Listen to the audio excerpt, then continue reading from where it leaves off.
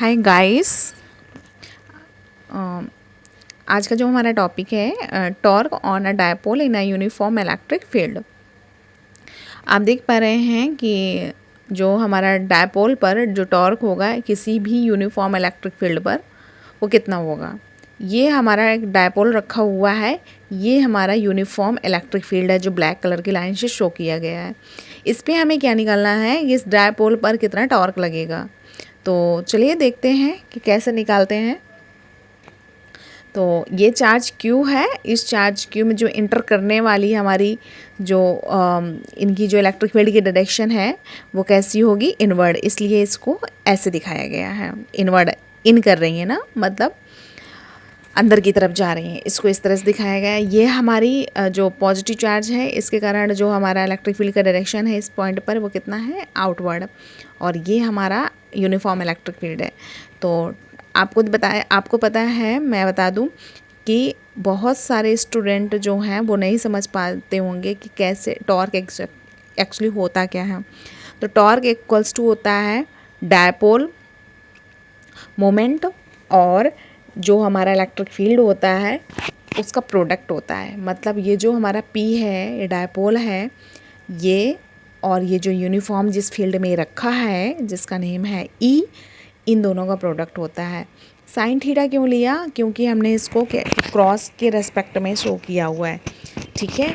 और sine theta actually है क्या, ये भी तो देखना है कि साइन थीटा एक्चुअली है क्या।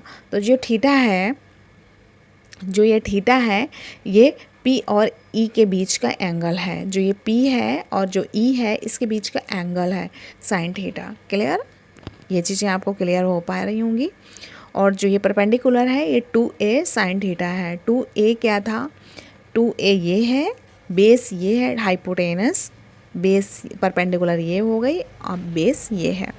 तो आपको पता है हाइपोटेनस है वो कुछ इस तरह से कंसीडर कर लेंगे और इसके बाद में इसको कुछ इस तरह से consider 2a sine theta. Sine theta के रेस्पेक्ट में आप निकालेंगे तो आ जाएगा, बहुत ही ईजी फॉर्मेट में है। यहाँ पर बस इतना समझो कि tau equals to product of P into E sine theta.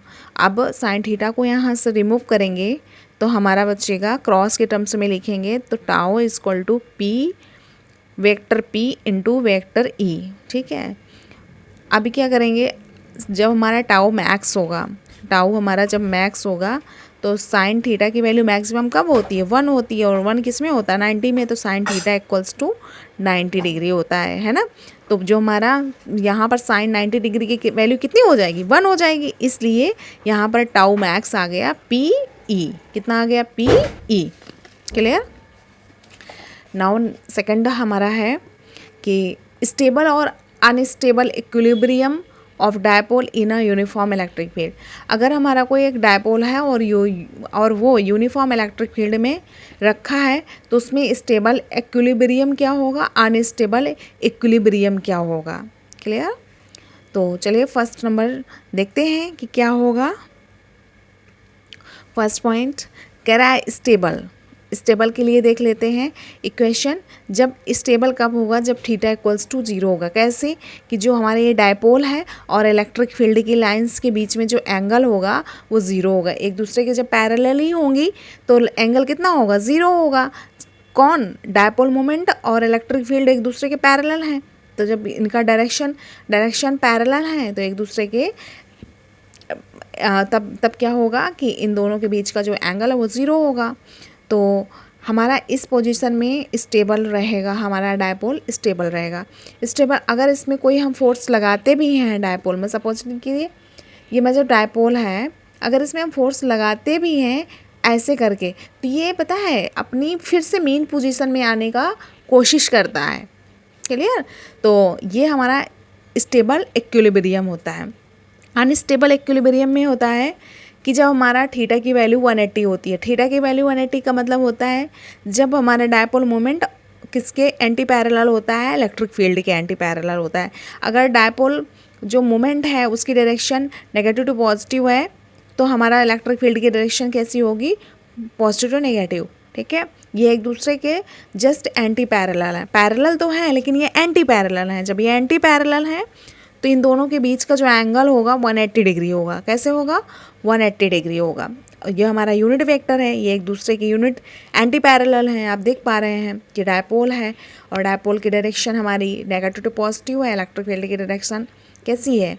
Positive to negative है, इसलिए एंटी पैरेलल होंगे। ठीक है। अनस्टेबल इक्विलिब्रियम में ये होगा कि अगर कोई हमारा डायपोल रखा हुआ है, अगर उसमें हमने कोई एक्सटर्नल फोर्स लगाया तो वो फिर से अपनी मेन पोजीशन में आने की कोशिश नहीं करेगा, वो वहीं रहेगा। क्लियर? जब तक कि उसको लाया ना जाए। अब एरिया वेक्टर देख लेते हैं। एरिया वेक्टर एक्चुअली होता क्या है? एरिया वेक्टर क्या होता है? एक हमने शीट लिया, उस शीट में हमने क्या किया? एक परपेंडिकुलर डाल दिया। ठीक है, प्लेन पर एक प्लेन शीट लिया, उसमें परपेंडिकुलर। इस शीट का जो एरिया होगा उस शीट के एरिया को एस से डिनोट किया है, एस है। ठीक है। अब इसमें परपेंडिकुलर हमने डाल दिया। इस परपेंडिकुलर जो होता है वो राइट एंगल से 90 डिग्री होगा, और जो ये परपेंडिकुलर है ये यूनिट वेक्टर है। क्या है? Unit vector. हमने ले लिया एन कैप ले लिया। तो जो हमारा एरिया वेक्टर होगा एस, वो एरिया वेक्टर हमारा एक वेक्टर क्वांटिटी है, तो इसको भी हम क्या करेंगे? वेक्टर फॉर्म में राइट करेंगे, तो एस एन हो जाएगा। क्लियर? मतलब जो एस है ये हमारा मैग्नीट्यूड होगा, और एन कैप जो है वो यूनिट वेक्टर होगा। Unit vector normal to the surface. क्या होगा? Unit vector normal to the surface. Clear?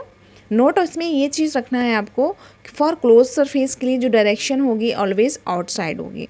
Close surface अगर कोई होगा तो जो यूनिट वेक्टर की डायरेक्शन होगी, यूनिट वेक्टर की जो डायरेक्शन होगी वो हमेशा आउटसाइड होगी। आप देख पा रहे हैं डायरेक्शन कैसी है? बाहर की तरफ है, क्योंकि ये क्लोज सरफेस है।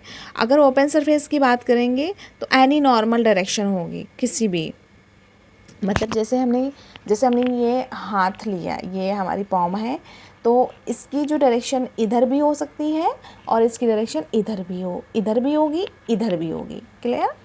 तो मान लीजिए हमारी पाम है, हाथ है, हथेली है, और इसकी जो डायरेक्शन होगी वो इधर भी होगी, इधर भी होगी। एनी नॉर्मल डायरेक्शन, कोई भी एक नॉर्मल डायरेक्शन हो सकती है। आई होप ये सारी चीज़ें क्लियर हो पा रही होंगी। क्लियर?